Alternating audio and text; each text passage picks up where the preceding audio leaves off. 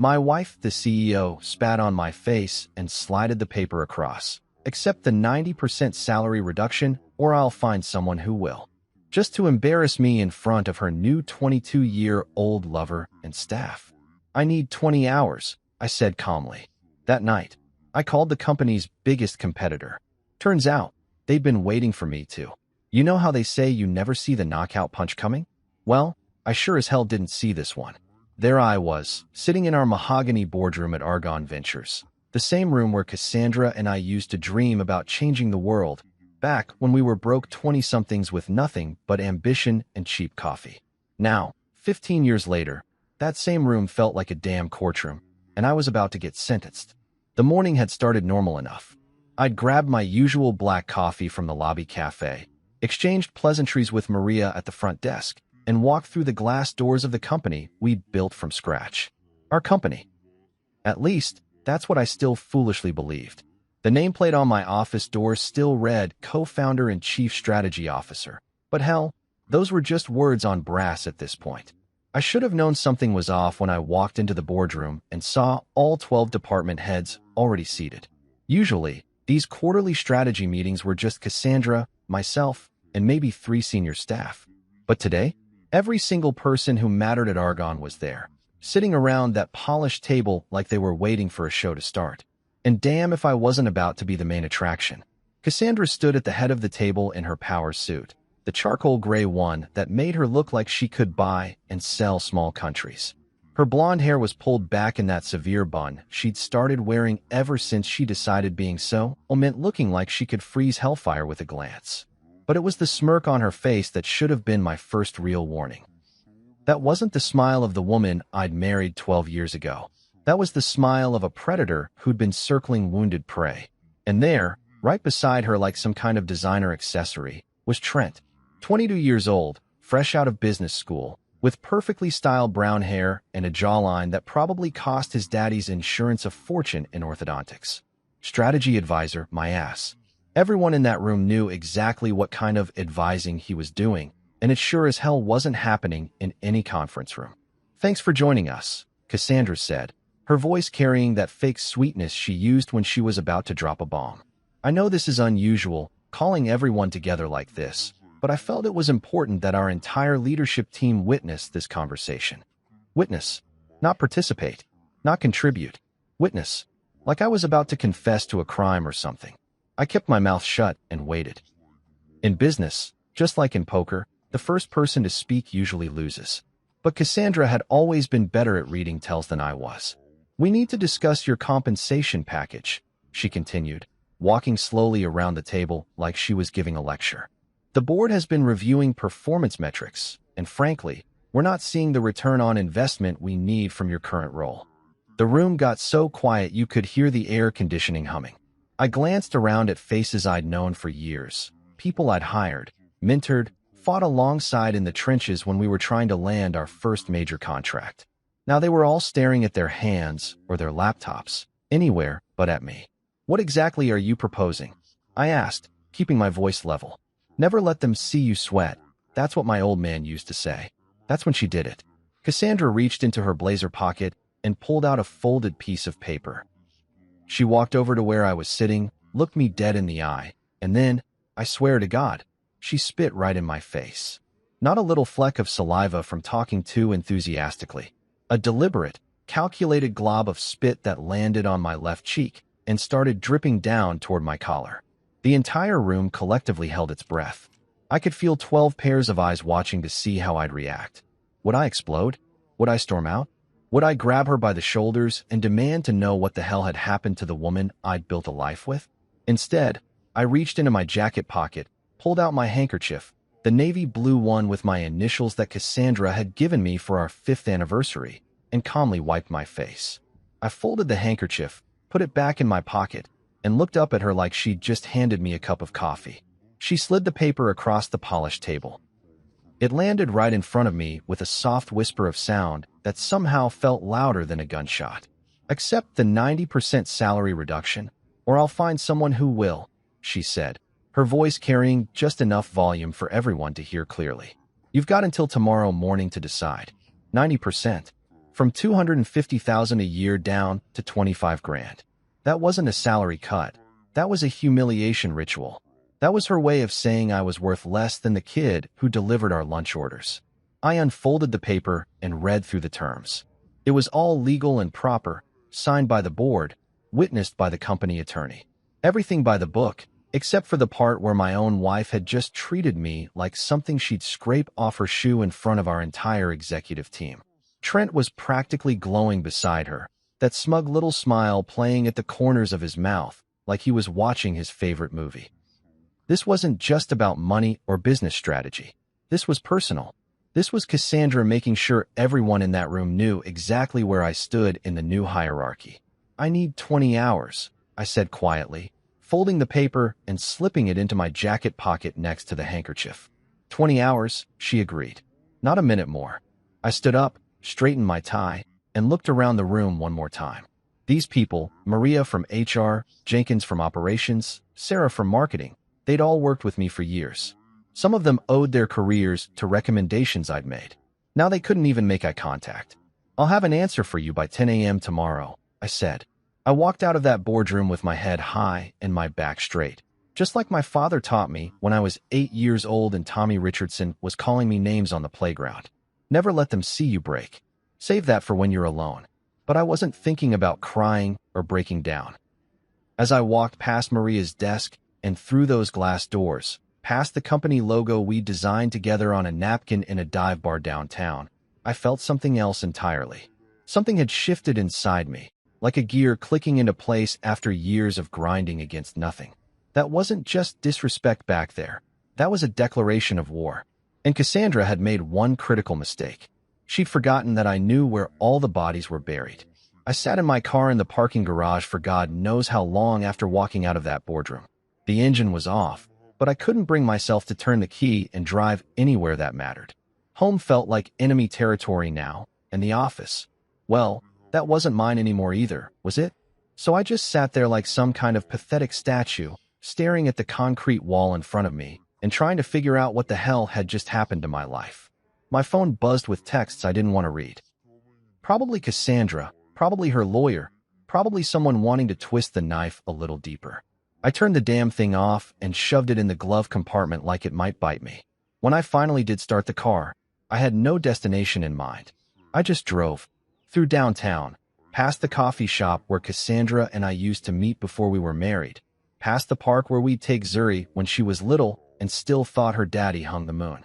Every street held some memory of better times, back when we were a team instead of whatever the hell we'd become. I ended up on the interstate, just following the flow of traffic like a piece of driftwood caught in a current. The sun was setting, painting the sky all orange and pink, the kind of sunset that used to make me feel grateful for the life I'd built. Now it just looked like the world was on fire. 3 hours later, I pulled into the parking lot of some 24-hour truck stop diner off Route 46. The kind of place that's seen better decades, where the coffee's strong enough to wake the dead and nobody asks too many questions about why you're eating pie at 11 p.m. on a Tuesday. The neon sign flickered Mel's Diner in letters that had probably been bright red sometime back when Reagan was president. Inside, the place was exactly what you'd expect. Cracked vinyl booths, checkerboard linoleum that had seen a million spilled cups of coffee, and the persistent smell of bacon grease that had soaked into every surface. There were maybe 6 other customers scattered around. A trucker working on a plate of meatloaf, 2 college kids sharing a basket of fries, and an old guy at the counter nursing what looked like his 10th cup of coffee. I slid into a corner booth and tried to blend into the scenery. The waitress came over after a few minutes. A woman in her 50s with gray-streaked hair pulled back in a practical ponytail and kind eyes behind wire-rimmed glasses. Her name tag said Brenda. "What can I get you, sir?" she asked, and something about the way she said sir hit me right in the chest. Not sarcastic, not condescending, just genuine respect for a customer she'd never seen before and would probably never see again. "Just coffee," I said. "Black." "You sure? Kitchen's still open. Mel makes a mean apple pie." I almost said no, but something about her warm smile made me reconsider. "You know what? Yeah, pie sounds good." She brought the coffee first, hot, strong, and served in one of those thick white mugs that probably weighed half a pound empty. Then came the pie, a generous slice with a flaky crust and apples that actually tasted like they'd been picked from a tree instead of processed in some factory. "This is really good," I told her when she came by to refill my cup. "Don't sound so surprised," she laughed. "Mel's been making that same pie for 32 years. Figure he's got it down by now." It was the first genuine conversation I'd had in weeks. Not some calculated business exchange or careful navigation around Cassandra's increasingly hostile territory. Just two people talking about pie like it was the most natural thing in the world. I ended up staying there until almost 2 in the morning, nursing coffee and picking at that slice of pie while my mind wandered through the wreckage of the day.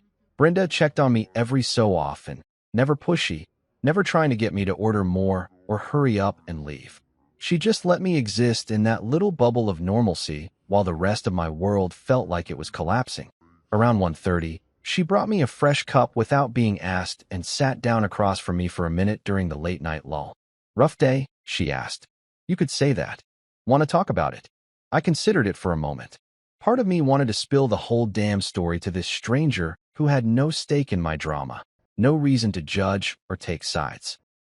But instead, I just shook my head. Not much to say. Just one of those days when you realize the person you thought had your back was actually holding the knife. Brenda nodded like she understood exactly what I meant. "Been there," she said simply. "The good news is, tomorrow's a new day. Things look different in the morning light sometimes." When I finally left Mel's diner, I felt something I hadn't felt in months, like I was still a human being worth treating with basic decency. Brenda had called me sir, and meant it. She'd served me coffee and pie without any agenda, any manipulation, any power games. For 3 hours, I'd been just another customer, not a liability to be managed or an obstacle to be removed. I drove home in the early morning darkness, but I didn't go inside. Instead, I sat in my driveway, looking at the house Cassandra and I had bought 8 years ago when Argonne first started turning a real profit. The windows were dark, everyone asleep, no sign of the war that had been declared in that boardroom. But I knew now that I couldn't just walk back into that house and pretend nothing had changed. Cassandra had made her choice, drawn her battle lines. The question was, what was I going to do about it? That night, sitting in my driveway at 3 a.m., I made my first real decision since this whole nightmare started. I wasn't going to fight back loud and messy. I was going to rise quiet and deadly. 3 in the morning. That's when desperation and clarity tend to collide in a way that changes everything. I was still sitting in my driveway, engine off, staring at the dark windows of what used to feel like home. The house looked peaceful enough, white colonial with black shutters, perfectly manicured lawn that our landscaper Miguel kept pristine. From the outside, we looked like the American dream. From the inside, we were more like a slow-motion car crash. My phone had been buzzing intermittently from the glove compartment where I'd shoved it hours earlier.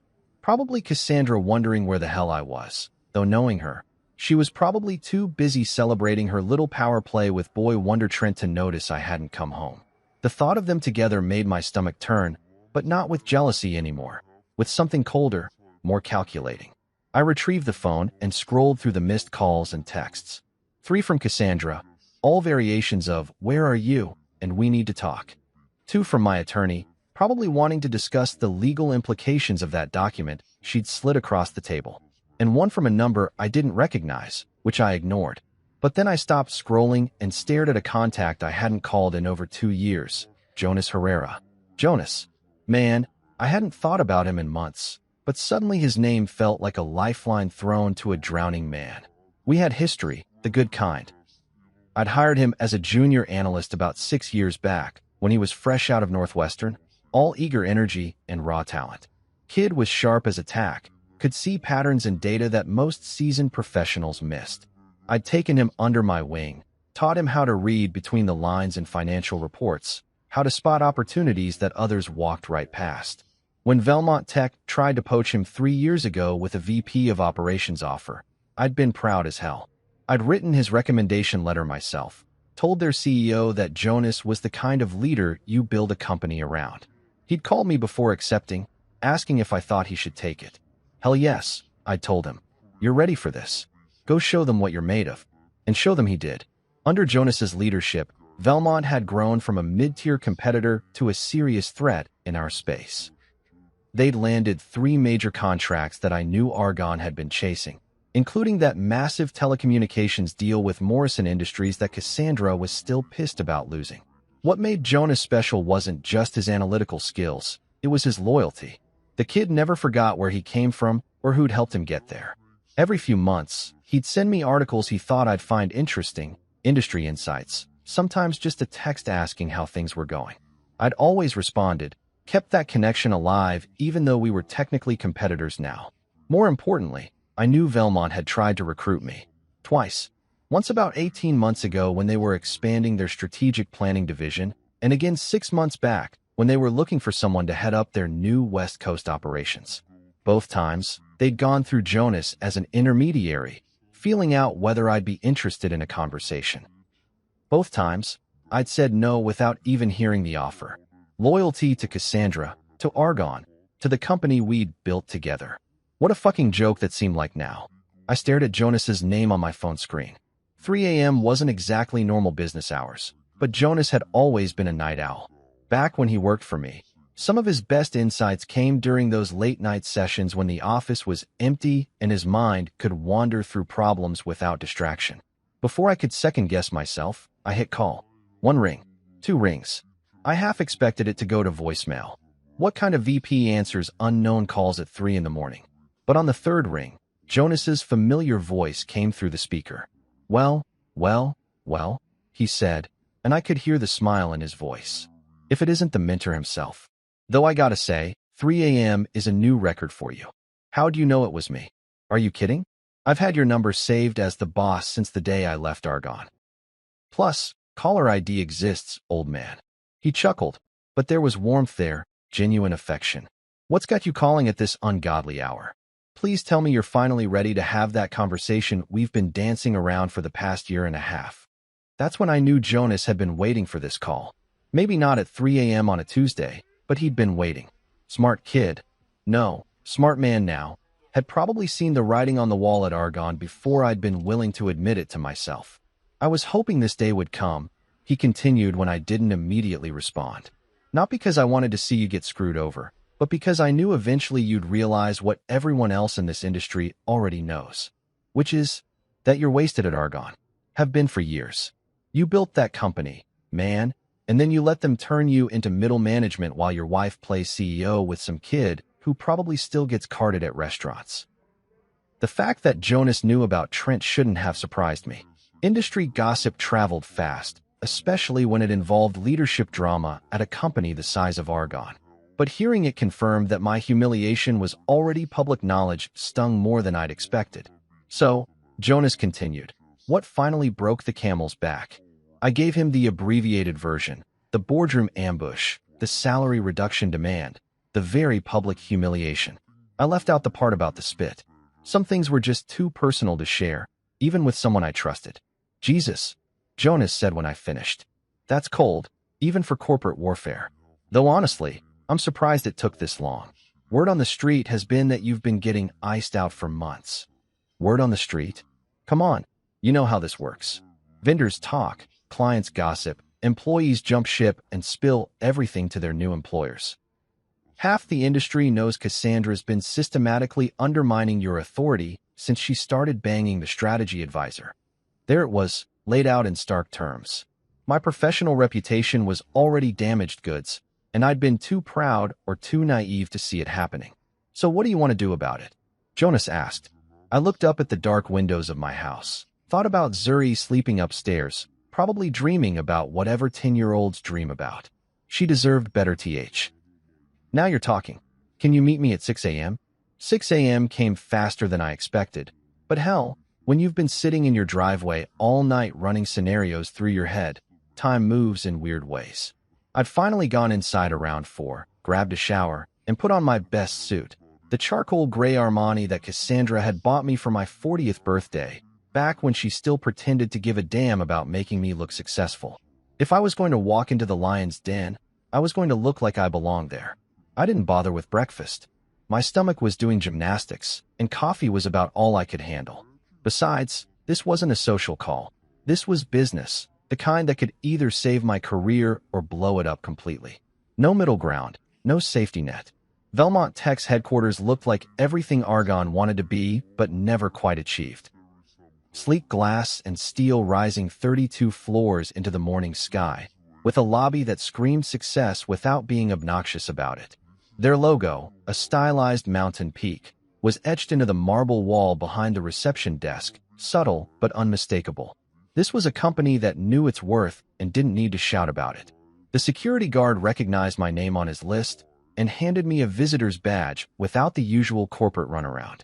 Jonas had smoothed the way, just like he used to do when he worked for me. Kid.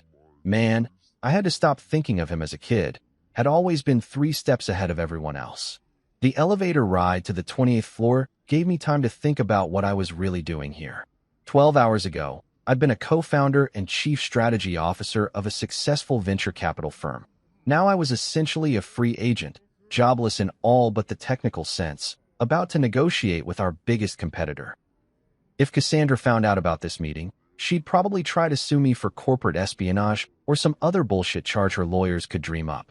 But here's the thing about rock bottom. Once you hit it, there's nowhere to go but up. And I was done being afraid of Cassandra's lawyers, her tantrums, or her pathetic boy toys' smug little smirks. Jonas was waiting for me when the elevator doors opened, looking every inch the successful executive in his navy suit and crimson tie. He'd filled out since his analyst days, carried himself with the kind of confidence that comes from knowing you're good at what you do. But when he smiled and extended his hand, I saw echoes of that eager young guy who used to stay late just to pick my brain about market trends. "You look like hell," he said with a grin. "Thanks. You look like a VP. Funny how that works." He gestured toward a conference room with floor-to-ceiling windows overlooking the city. "Come on, let's talk somewhere private." The conference room was impressive without being intimidating. Polished oak table, leather chairs that probably cost more than most people's monthly rent, and a view that made you feel like you were on top of the world. Jonas closed the door and activated some kind of privacy screen that frosted the glass walls. Whatever we were about to discuss, he wanted to make sure it stayed between us. "Coffee?" he asked, gesturing to a service cart that looked like it belonged in a 5-star hotel. "Black, strong enough to wake the dead." He poured 2 cups and handed me one. The coffee was perfect, rich, smooth, with just enough bite to remind you that you were alive. Everything at Velmont seemed to be a subtle upgrade from what I was used to at Argonne. "So," Jonas said, settling into his chair and fixing me with that analytical stare I remembered from our old brainstorming sessions. "Before we dive into the fun stuff, I need to ask the obvious question. Are you actually free to have this conversation, or are we going to end up in some legal nightmare because of non-compete clauses?" I couldn't help but laugh. You know what's funny? Cassandra let my non-compete expire last year. Apparently, she was so confident that I'd never leave, she didn't bother renewing it. Her lawyers are probably shitting themselves right about now, assuming they've figured out where I am. Jonas's eyes lit up like Christmas morning. "You're telling me that the woman who just tried to cut your salary by 90% forgot to lock you down legally? Ironic, isn't it? The CEO who's supposedly so much smarter than me made a rookie mistake that any first-year law student would catch." "Jesus Christ," Jonas muttered, shaking his head. "It's like she wanted you to walk." He reached into a leather portfolio and pulled out a manila folder that looked suspiciously thick. "Well, in that case, let's talk about your future. We've been watching your situation at Argonne for months, waiting for the right moment to approach you again. Yesterday's boardroom drama just accelerated our timeline." I raised an eyebrow. "You heard about that already? Are you kidding? Half the industry heard about it. Sarah Martinez from Morrison Industries called me personally this morning to ask if we were going to make you an offer. Apparently, she's not thrilled about working with Cassandra now that you're not involved in account management." That hit me right in the gut. Sarah and I had developed Morrison's expansion strategy together over 6 months of late-night conference calls and weekend strategy sessions. If she was already looking to jump ship from Argonne Services, Cassandra's power play was going to cost the company a lot more than my salary. Jonas slid the folder across the table. "Here's what we're prepared to offer." I opened it and felt my eyebrows climb toward my hairline. The title page read Senior Director of Global Expansion, Compensation Package, and Equity Structure. Below that was a salary figure that made my current pay look like pocket change. "Triple your reduced salary," Jonas said, watching my face. full authority over international development, your own team, and a benefits package that includes stock options tied to the contracts you bring in. Plus, we'll match your 401k contributions up to 15% and throw in a company car. I flipped through the pages, scanning the details. Health insurance that actually covered everything, for weeks paid vacation, and a performance bonus structure that could potentially double my base salary if I hit certain targets. It was everything I'd been trying to negotiate at Argonne for the past 3 years, handed to me on a silver platter. There's one more thing, Jonas said, pulling out another document.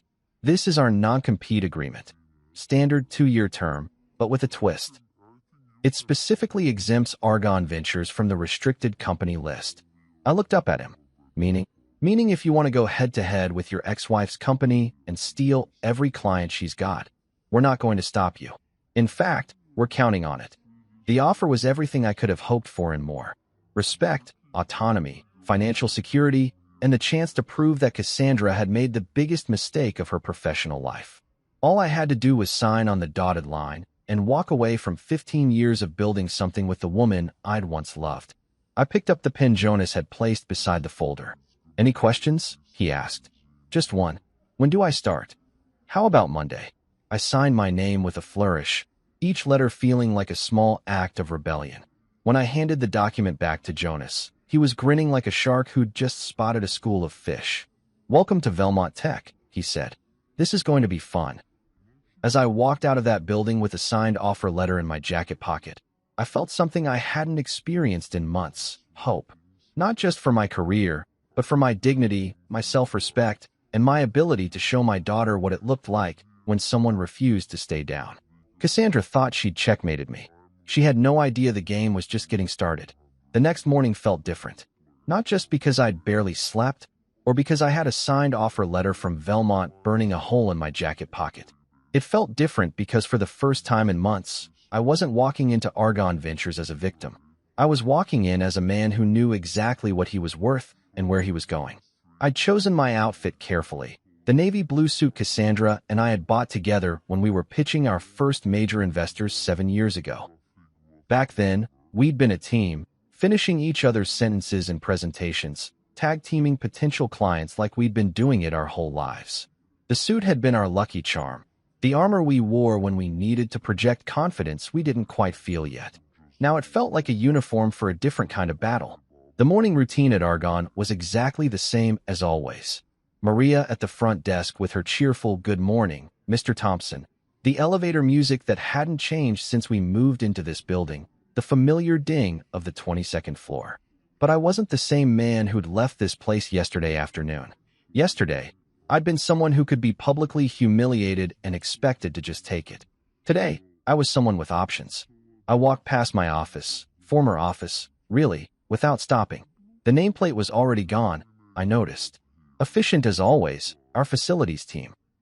Probably had orders from Cassandra to erase any trace of me before I even made my decision about that ridiculous salary reduction.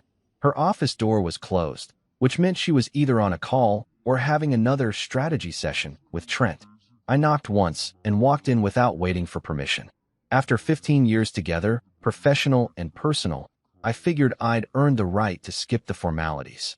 Cassandra was sitting behind her desk, still in power mode with her hair pulled back and her reading glasses perched on her nose. She looked up from whatever document she was reviewing, and I saw something flicker across her face. Surprise, maybe, or annoyance that I hadn't waited to be invited in. "You're early," she said, glancing at her watch. "I thought you'd need the full 20 hours to make such a difficult decision." Turns out it wasn't that difficult after all. I reached into my jacket pocket and pulled out the envelope I'd prepared that morning. Clean white paper, my resignation letter typed on official letterhead, dated and signed. I placed it on her desk with the same deliberate precision she'd used when sliding that salary reduction document across the boardroom table. "My resignation," I said simply. She stared at the envelope for a long moment, like it might explode if she touched it. Then she looked up at me with that calculating expression I'd learned to recognize over the years, the one that meant she was trying to figure out my angle, my weakness, my next move. "Running away?" she asked, leaning back in her chair with a smirk that didn't quite reach her eyes. "No," I replied. "I'm stepping up." That's when I pulled out the second document, the signed offer letter from Velmont Tech. I didn't hand it to her, just held it up so she could see the letterhead, the official seal, the unmistakable weight of a real opportunity. Her eyes widened as she processed what she was looking at. The smirk disappeared completely, replaced by something I hadn't seen on Cassandra's face in years, genuine shock. "You can't," she said, and for the first time since this whole nightmare started, her voice carried a note of uncertainty. "Actually, I can. You forgot something pretty important when you were planning your little boardroom coup yesterday." "What are you talking about?" "My non-compete clause. The one you let expire last year because you were so confident I'd never have the balls to leave." I tucked the offer letter back into my jacket. "Turns out your lawyers aren't as thorough as you thought they were." The color drained from her face as the implications hit her. She grabbed her phone and started scrolling frantically, probably looking for her attorney's number. But I knew she wouldn't find any legal recourse there. Jonas and I had been thorough. This was airtight. That's when the office door opened and Trent walked in, carrying 2 cups of coffee and wearing that same smug expression he'd had in the boardroom yesterday. He was laughing about something, probably some inside joke between him and his older lover, completely oblivious to the tension in the room. "Morning, beautiful," he said to Cassandra, then noticed me standing there. His smile faltered slightly. "Oh, hey there, Chief. Didn't expect to see you here so early." "Chief." The condescending little shit actually called me Chief, like I was some aging security guard he could dismiss with fake friendliness. "Actually," I said, "I was just leaving. Permanently." I turned back to Cassandra, who was still staring at my resignation letter like it contained nuclear launch codes. "You know what's funny?" I continued. "Yesterday, you asked me to accept being worth $25,000 a year.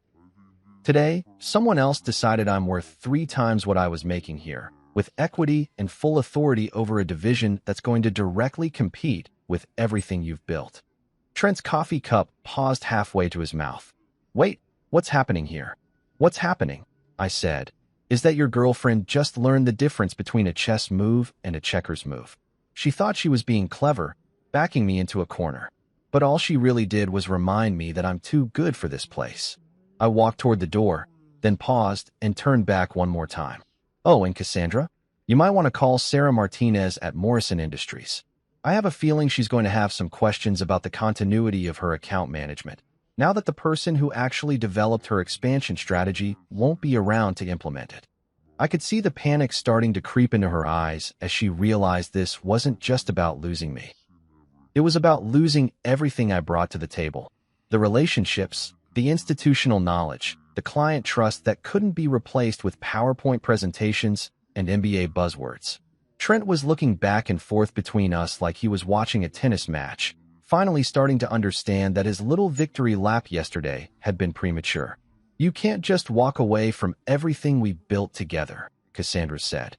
And for a moment, I heard an echo of the woman I'd married, the one who used to believe we were stronger together than apart. "We didn't build this together," I replied. "I built it and you took it. There's a difference." I walked out of that office, past the stunned faces in the hallway who'd probably heard at least part of our conversation, past Maria at the front desk, who looked like she wanted to say something but didn't know what, and into the elevator that would take me away from Argon Ventures for the last time. As the doors closed, I caught a glimpse of Trent in Cassandra's office, his coffee forgotten, gesturing wildly while she sat frozen behind her desk with my resignation letter still unopened in front of her. Neither of them were laughing anymore. They say news travels fast in the business world, but I had no idea just how fast until my phone started buzzing before I even made it to my car in the parking garage. The first text came from Angela Rodriguez at Orion Motors while I was still processing what had just happened in Cassandra's office. "Heard through the grapevine you left Argon. Call me when you get a chance. We should talk." Then Isaac from Foresight AI. "Is it true you're no longer with Argon? We've got some opportunities coming up that might interest you." By the time I reached my car, I had 6 messages from various contacts in the industry, all variations on the same theme. Word was already spreading that I'd walked away from the company I'd helped build, and people were reaching out like vultures circling fresh roadkill. Except in this case, they saw opportunity instead of carrion. The funny thing was, I hadn't contacted a single one of them. I hadn't posted anything on LinkedIn, hadn't sent out any announcements or networking emails. But somehow, Within an hour of walking out of Argon's offices, half my professional network knew I was available. That's when it hit me. Loyalty in this business doesn't follow companies or titles. It follows people. And apparently, more people had been paying attention to my contributions at Argon than I'd realized. I drove straight to Velmont Tech, where Jonas was waiting for me with a grin that could have powered the building's lights for a week. "How'd it go?" he asked as I walked into his office. "Better than expected." Cassandra looked like someone had just told her Christmas was canceled. "I'll bet." "And speaking of good news, we've already got your office set up on the 26th floor. Corner office, city view, the works. Plus, I've been making some calls this morning, and it looks like we're going to have plenty of opportunities to put your skills to work." Jonas handed me a cup of that excellent coffee and gestured to a chair across from his desk. "Madison Pierce from Lucretia Data called me about 20 minutes ago. Apparently, she's been working with Argon on a market expansion strategy, but she's not thrilled with the direction things are heading since you got sidelined." Madison. I remembered her, sharp as a whip, ran a data analytics company that had grown from a two-person startup to a major player in predictive modeling over the past 5 years. We'd worked together on 3 different projects, including the algorithm that helped her land that massive government contract last year. What did she say? That she'd rather work with the person who actually understood her business model than the people who just wanted to treat her like another line item in a portfolio. Her contract with Argon expires next month, and she's very interested in exploring alternatives. My phone buzzed again. This time it was a call, not a text. The caller ID showed a number I recognized immediately, David Kim from Nexus Financial. "You should probably take that," Jonas said, noticing me looking at the phone. "David," I answered. "How's business?" "It was fine until I heard you weren't with Argon anymore," came his familiar voice through the speaker. "Please tell me the rumors aren't true." David and I had worked together for almost 3 years, developing the investment strategy that had helped Nexus expand into the European markets. He was old school, the kind of guy who believed in handshake deals and long-term relationships over flashy presentations and quarterly reports. "Depends on which rumors you've heard. The one where Cassandra lost her damn mind and forced you out." I glanced at Jonas, who was trying not to look too interested in my conversation while obviously hanging on every word. "Let's just say we had a difference of opinion about my value to the organization." "Jesus Christ," David muttered. "That woman's going to run that company into the ground without you." "Look, I need to ask you something, and I need a straight answer. Are you planning to stay in the industry?" "As a matter of fact, I am. Just signed with Velmont Tech this morning." There was a pause on the other end of the line. "Velmont? Jonas Herrera's outfit." "The very same." "Well, I'll be damned. In that case, we need to set up a meeting. I've go." Practically bouncing in his chair. "This is even better than I hoped," he said. "We figured it would take at least 6 months to build up your client base here. At this rate, you'll be fully booked by the end of the week." Over the next few hours, the calls and messages kept coming. Some were from existing Argon clients who were concerned about continuity on their projects. Others were from companies I'd worked with in the past who saw an opportunity to reconnect. A few were from competitors who wanted to explore partnership opportunities now that I wasn't tied to Argon's exclusivity agreements. By lunchtime, Jonas had assembled a small team to help me transition into my new role. First was Malik Johnson, my former project manager from Argon, who'd left 6 months earlier after getting frustrated with Cassandra's micromanagement style. He'd been working as a freelance consultant, but Jonas convinced him to come aboard full-time as my deputy director. "Man, I was hoping this day would come," Malik said when he walked into my new office. "Working for Cassandra without you there as a buffer was like trying to navigate a minefield blindfolded." Next was Serena Walsh from the finance department, a brilliant analyst who'd been underutilized at her previous firm. Jonas had recruited her specifically to support my division, knowing that the kind of complex international expansion projects I specialized in required someone who could model financial scenarios across multiple currencies and regulatory environments. Finally, there was Leo Chun, a creative director who'd been working on digital marketing strategies for tech startups. He was younger than the rest of us, probably fresh out of grad school, but his portfolio showed the kind of innovative thinking that could help us approach client challenges from angles our competitors wouldn't see coming. "So," Jonas said as we all gathered in the conference room for an impromptu strategy session, "what's our first move?" I looked around the table at these four talented professionals who'd chosen to bet their careers on my ability to deliver results. It was intimidating as hell, but also exhilarating in a way I hadn't felt in years. "We're going to do something Argon never figured out how to do properly," I said. "We're going to focus on solving our clients' actual problems instead of just trying to upsell them on services they don't need." Within 2 weeks, we'd converted 3 major accounts from Argon to Velmont. Not through aggressive sales tactics or undercutting prices, but simply by demonstrating that we understood their businesses better than anyone else in the market. Cassandra's empire was starting to show cracks, and we'd barely gotten started. 3 months. That's all it took for Cassandra's house of cards to start tumbling down. I wasn't actively trying to destroy Argon. Hell, I was too busy building something better at Velmont to waste time on revenge plots. But when you remove the foundation from a structure, gravity takes care of the rest. The first sign of trouble came through Madison Pierce at Lucretia Data. She'd officially terminated her contract with Argon and signed with Velmont, bringing along a $2.3 million project that Cassandra had been counting on to boost their quarterly numbers. But Madison didn't just take her business elsewhere. She started talking to other CEOs in her network about why she'd made the switch. "It's simple," she told anyone who'd listen. "I need partners who understand my industry, not consultants who treat every client like they're selling the same widget." Argon used to have that kind of insight. Now they're just another cookie-cutter firm trying to apply generic solutions to specific problems. That kind of word-of-mouth poison spreads fast in our industry. Within weeks, 3 other clients had requested meetings to reassess their strategic partnerships. Corporate speak for were shopping around for someone better. David Kim from Nexus Financial was next. His contract with Argon was locked in for another 6 months, but he found a creative way around it by bringing Velmont in as a secondary consultant on a new project that technically fell outside his existing agreement. The project was worth $1.8 million, and it was the kind of high-profile international expansion that would generate case studies and referrals for years to come. But the real damage wasn't just the money walking out the door, it was the reputation. In an industry built on relationships and trust, losing key clients sends a message that something's fundamentally wrong with your operation. Other potential clients start asking questions.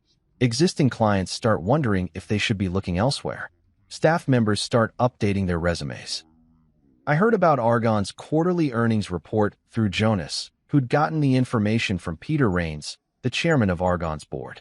The numbers were brutal: revenue down 18%, client retention at an all-time low, and profit margins that made their stock look like a penny stock waiting to happen. Cassandra tried to spin it during the earnings call with investors. I didn't listen to the whole thing, but Jonas played me the highlights over lunch at that Italian place near Velmont's offices. "Market volatility," she kept saying. "Temporary adjustment period.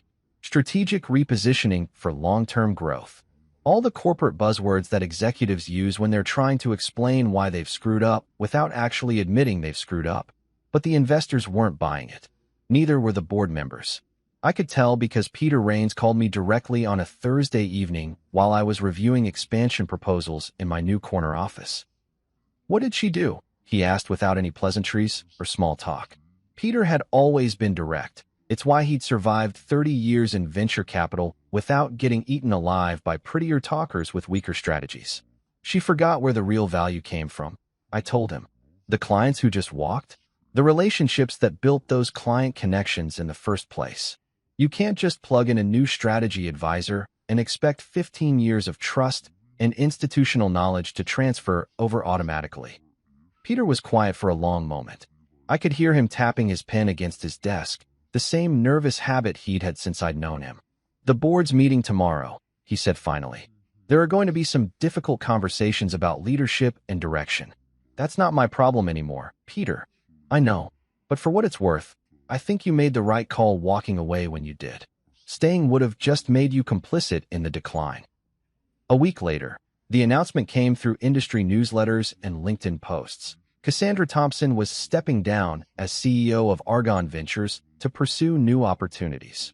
The board had appointed Marcus Webb, their CFO, as interim CEO while they conducted a search for permanent leadership. I didn't celebrate when I heard the news. I didn't post anything on social media or call my contacts to gloat about how I'd been vindicated. I just kept working on the Morrison Industries expansion project that was going to establish Velmont as a serious player in the European markets.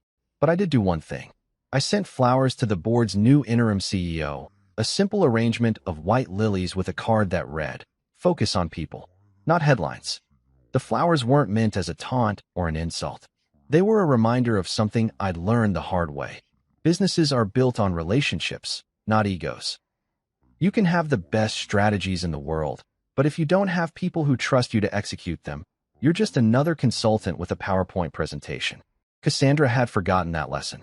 She'd gotten so caught up in being the CEO, in having the title and the corner office and the young boyfriend who made her feel like she was still the smartest person in the room, that she'd lost sight of what actually made Argon valuable in the first place. It wasn't the brand name or the fancy offices or the impressive client list. It was the trust that individual people, clients, employees, partners, had placed in the company's ability to solve their problems. And that trust was tied to specific relationships, specific expertise, specific people who'd earned it through years of delivering results. When those people left, the trust went with them. Marcus Webb called me a few days after the flowers arrived, probably at Peter's suggestion. "Thank you for the advice," he said. "Both the written version and the implied version. Just trying to help. Any chance you'd consider coming back? I know it's a long shot, but the board authorized me to make you an offer." I looked out my office window at the city skyline, thinking about everything that had happened over the past few months. The humiliation in the boardroom, the late-night drive to nowhere, the diner conversation with Brenda that had helped me remember I was still human. The phone call to Jonas that had changed everything. "I appreciate the offer, Marcus, but I'm exactly where I need to be." I figured you'd say that, but I had to ask.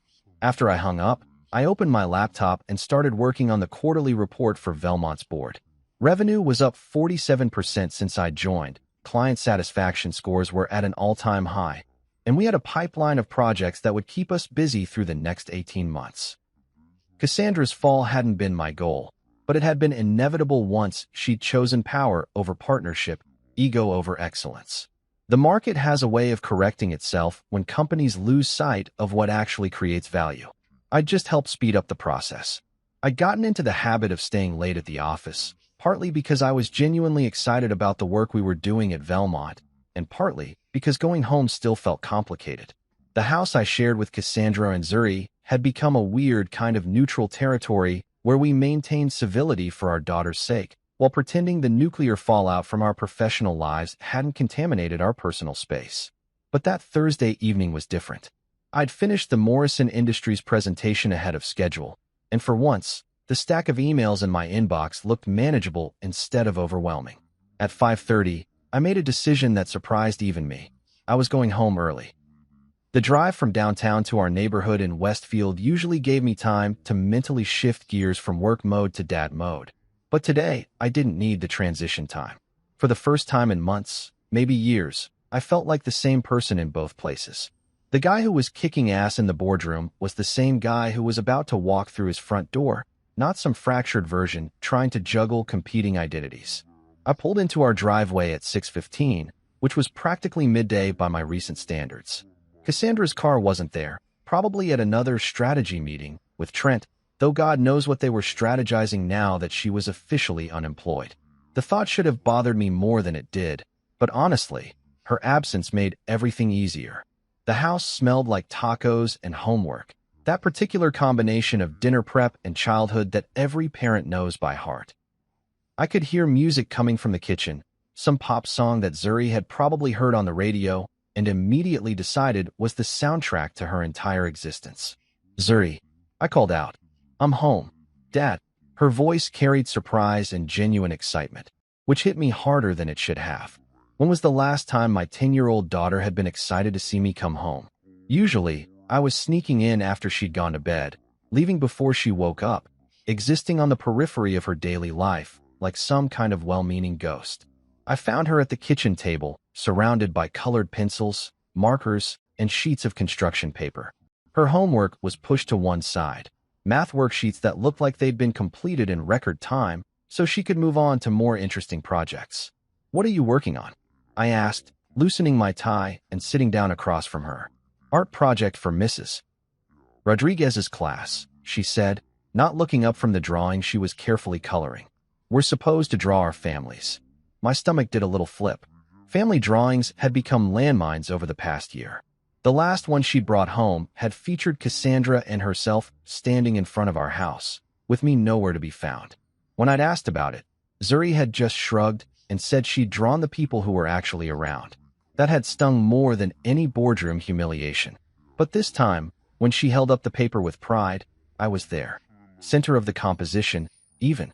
A stick figure in a blue suit, my favorite navy one, standing between two other stick figures in front of a house that looked remarkably like ours, complete with Miguel's perfectly maintained lawn and the oak tree we'd planted when Zuri was 3. It's our family, she announced, as if I might not have figured that out. I studied the drawing more carefully. There was me, there was Zuri with her long brown hair and the gap-toothed smile she was slightly self-conscious about, and there was Cassandra, positioned slightly apart from us but still clearly part of the group. No Trent, I noticed. Whatever was happening between her mother and the strategy advisor, Zuri either didn't know about it or didn't consider it relevant to her definition of family. You put me back, I said, remembering that previous drawing where I'd been conspicuously absent. She nodded seriously, the way kids do when they're about to say something that cuts right to the heart of things without meaning to. You're around again, she said simply. Like, actually around. Not just sleeping here sometimes. Jesus. Out of the mouths of babes. I knelt down beside her chair, so we were at eye level. You noticed that I hadn't been around much? Dad, you were like a ghost for months. You'd come home after I went to bed, leave before I woke up, and even when you were here on weekends, you were always on your phone or your laptop or staring at nothing like your brain was somewhere else. The accuracy of her observation was devastating. I'd been so caught up in the drama at Argonne, so focused on trying to salvage my professional relationship with Cassandra, that I'd let my relationship with my daughter wither without even realizing it. I'm sorry, sweetheart. I didn't mean for that to happen. I know, she said, adding some green to the tree in her drawing. But it's better now. You seem, I don't know, happier? Like you remember how to smile for real instead of that fake smile you use when grown-ups ask how you're doing. That observation hit me like a punch to the gut. My 10-year-old had been watching me closely enough to distinguish between my genuine expressions and my social masks. How long had I been walking around with a fake smile, going through the motions of being okay while everything fell apart around me? Are you happier? She asked, looking up from her drawing with those brown eyes that missed absolutely nothing. I thought about it for a moment. Was I happier? The divorce proceedings were going to be complicated and expensive. I was starting over professionally at an age when most people were thinking about consolidating their careers. My marriage was effectively over, even if we hadn't made it official yet. But sitting there in our kitchen, looking at a family drawing that included me for the first time in months, I realized the answer was yes. Yeah, kiddo, I think I am happier. Good, she said, adding a few more details to my stick figure suit. Because when you're happier, I'm happier. And when mom's not stomping around being angry all the time, she's happier too.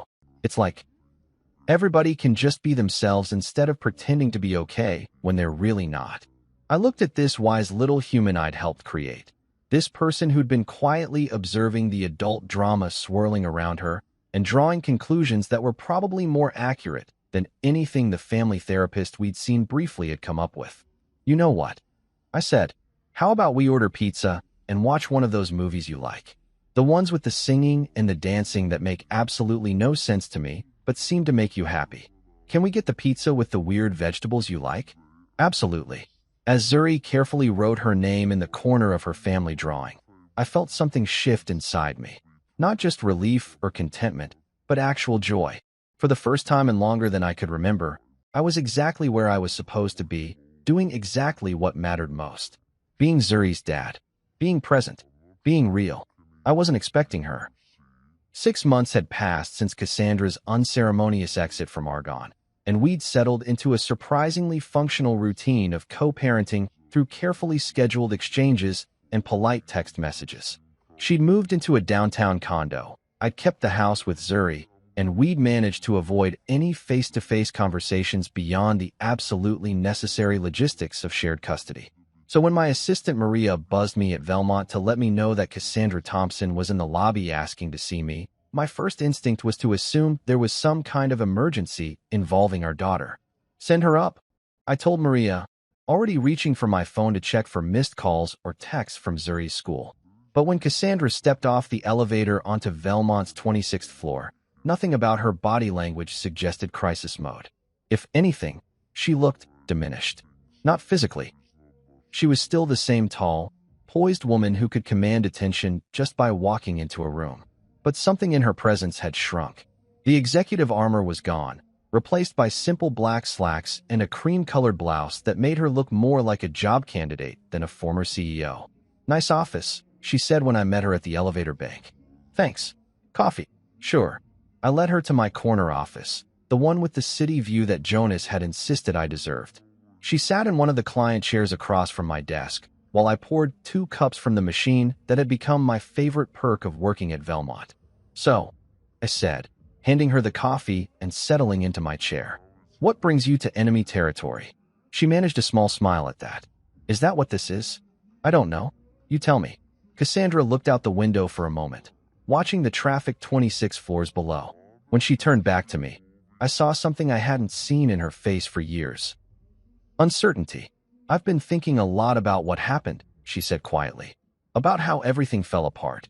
And I keep coming back to the same question. Why didn't you fight back? The question caught me off guard.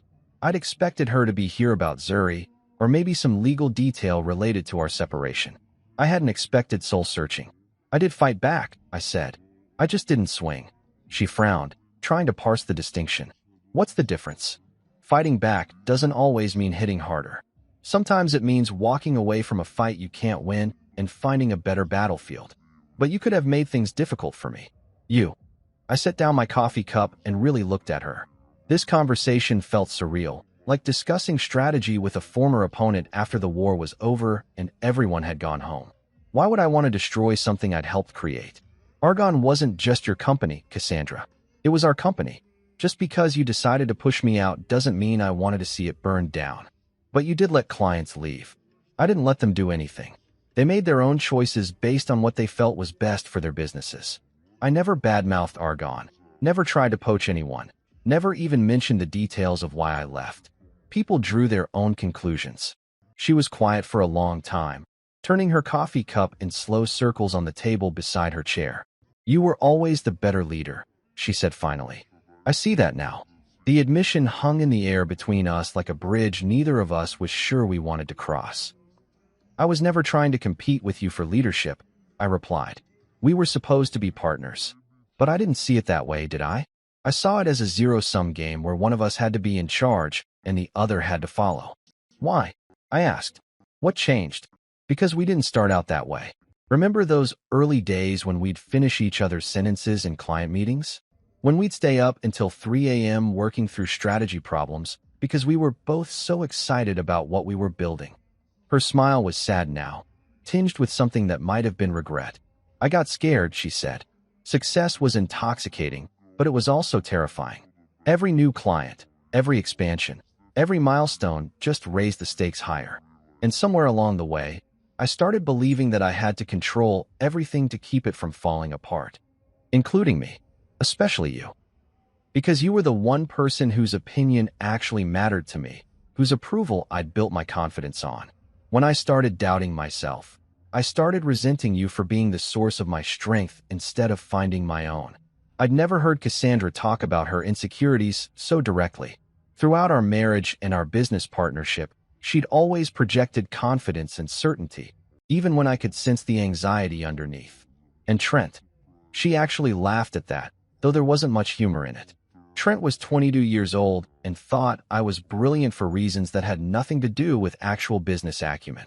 Being around him made me feel powerful in a way that didn't require me to actually be competent. Where is he now?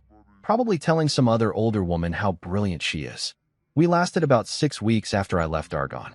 Turns out being unemployed made me significantly less fascinating. There was a knock on my office door, and Maria poked her head in. Sorry to interrupt, but your 3 o'clock is here for the Morrison Industries follow-up. I glanced at my watch.